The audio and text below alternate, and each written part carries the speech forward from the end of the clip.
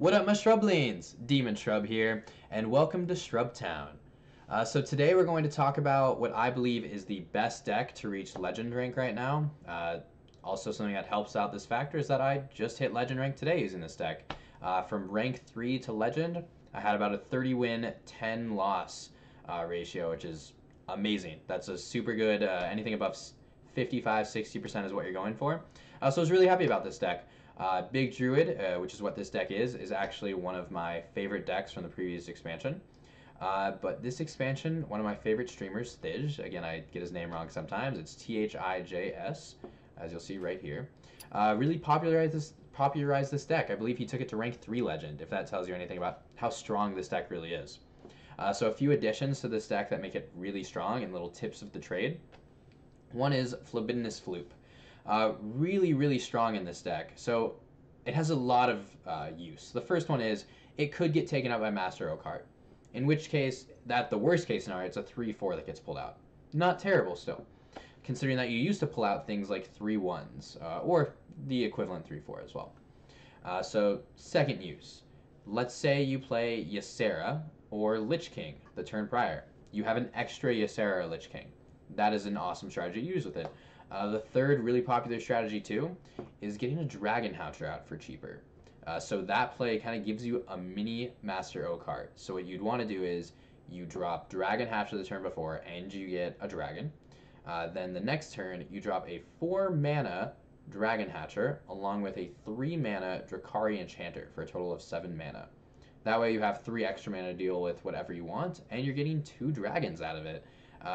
That is a 4 minion swing. That's a really great play, especially if you got 2 minions the turn before. And you have extra mana. You have an extra 3-minute mana to either naturalize, Lesser Jasper Spellstone, kind of deal with a lot of things. So again, Libidinous Floop is one of the MVPs of this deck for sure, and a spectacular addition to make Big Druid even bigger. The other card that's been an addition to this deck that would be a new one of this expansion is Biology Project.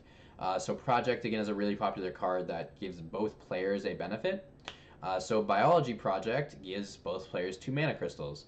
Has its pluses and its minuses. If you do keep it in the early game, you want to use it against other control decks because you will just scale faster and better than them. If you're against an aggro deck, you'll still probably use it if you have follow-up, but you need to have the follow-up.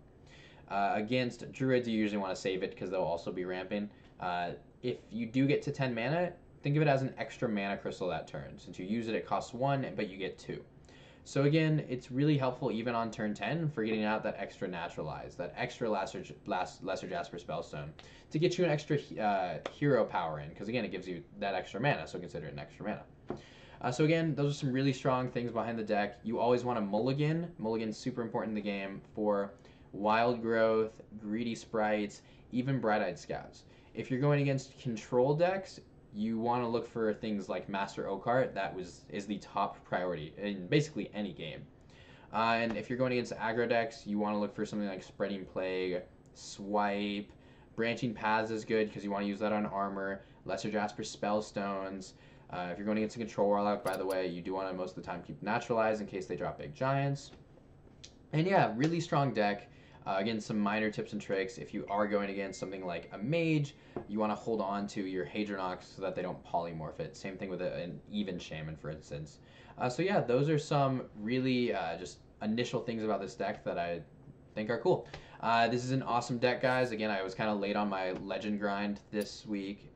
If you can see it right here, I just hit Legend on my stream 8 minutes ago, and I got set to 4,000. So not great, not terrible, but I'm sure this deck will be able to get there, get up a lot of ranks. So I could be making another video a week from now, and we'll be a lot closer to rank 1,000 or possibly even 500 or lower. So again, amazing deck. If you do have any questions, please feel free to reach out to me. My name is Demon Shrub. You can find me on the NerdOut YouTube channel. You can also find me on Patreon/Demon Shrub, and just send me a message or send a message on this YouTube video. Just ask me directly, hey, what are some extra comments, tips, or tricks? I am going to copy this deck code for you guys so that you guys can use this deck if you want. It's not too expensive. It does have a good amount of legendaries, but they're older legendaries. The only new one is Libidinous Floop. So again, I think this is one of the strongest decks, if not the strongest deck in the meta right now. It really counters a lot of other decks and doesn't get countered by a lot. Its only weakness is super aggressive decks that just kill it too early, turn 3 or 4.